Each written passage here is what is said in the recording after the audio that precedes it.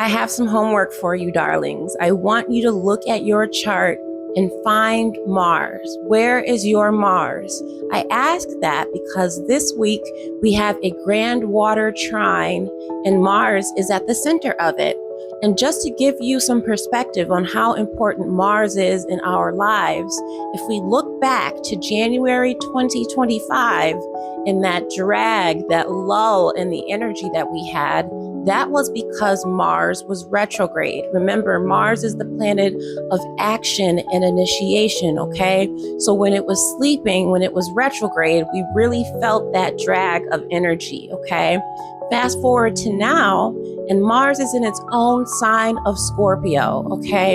And this week we have some very exciting transits as tonight in the dead of night at 2:19 a.m., Mars will trine Jupiter in Cancer.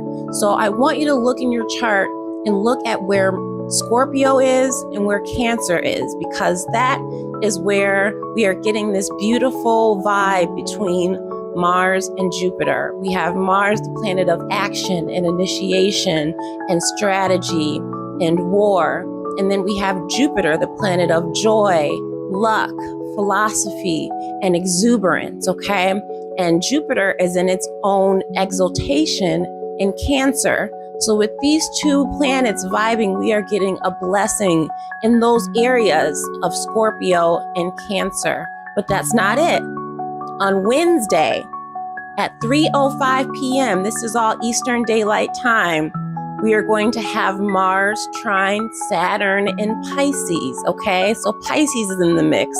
So you'll want to look at your chart at all three of the water signs, Scorpio, Cancer, and Pisces, because when Mars trines Saturn, it will also still be in a trine to Jupiter.